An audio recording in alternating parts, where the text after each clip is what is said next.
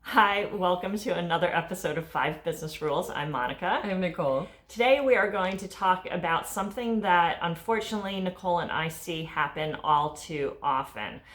So I'd like to offer some tips on how to not get burned by a marketing company or a marketing vendor who suddenly disappears. Unfortunately, we've heard so many horror stories of this, and so Yeah, it sucks. Keep this in mind to protect yourself. It really sucks, yes. So, number one, when you're working with a graphic designer, whether it's on a business card or a logo, brochure, ad, whatever, make sure you get high-res, print-ready files from them. Specifically ask for something called an EPS.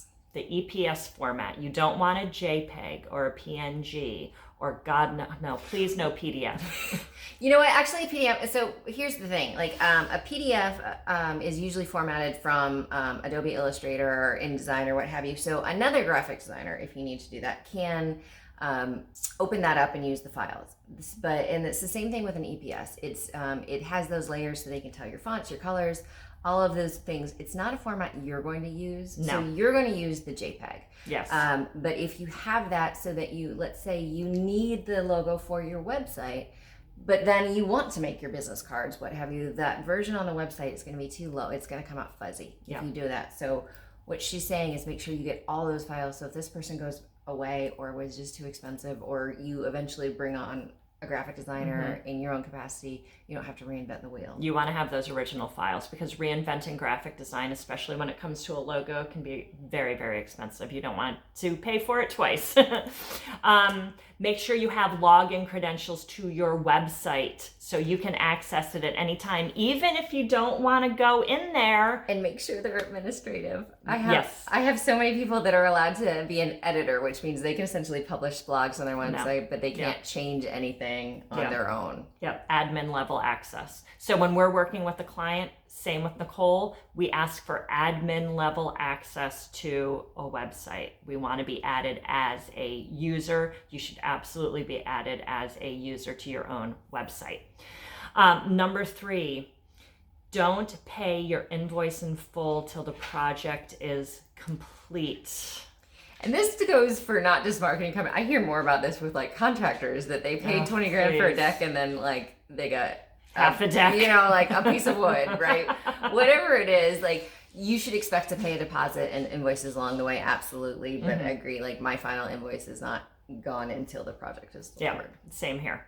Number 4, when you're working with a company on search engine optimization, ask for references, ask for case studies, ask for results, and please make phone calls to the references. The worst story ever that I heard about an SEO company fleecing someone, and they fleeced a lawyer, which was kind of ballsy.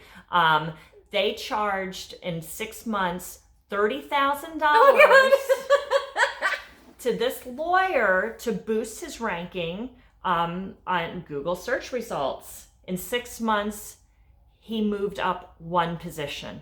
He was still on like the 9th page of search results.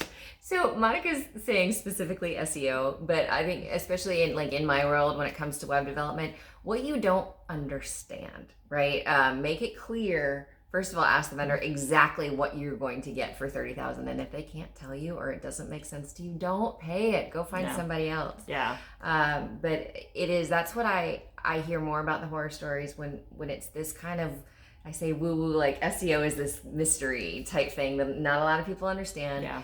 Anything with technology, even when you come to blogging, like what are you going to get out of this blog? What are your expectations for it? Be clear and, like you said, talk to people. Yeah. Yeah. Again, references. Ask for references. Number 5, have access to a shared editorial calendar, whether it's for social media marketing, blogging, your email newsletter, all of it, so you know what's planned ahead, so you have access to what's been done in the past, so you can reuse that stuff. Again, if your vendor who is doing these things for you disappears, or maybe it's not disappears, maybe they get really, really sick and they're in the hospital and everything grinds to a halt, you need to have access to what has been planned and approved, to go out, let's say over the next month, so you can do it yourself, or you can hire someone else to do it in the interim. And she talks specifically about copywriting, but think of this for any, it's a project plan, right? That, whether you're using Basecamp or a Google Drive or whatever, but you should have you should have access to the things along the way, like I said, so it's not necessarily a nefarious vendor, but if something happens, you can go forward. Anyway, thank you so much for watching. Again, hope you got a lot out of this video, out of our tips, out of our helpful advice. Please comment, like, share, give us some love. Because we love watching. you. Thanks for watching. Bye.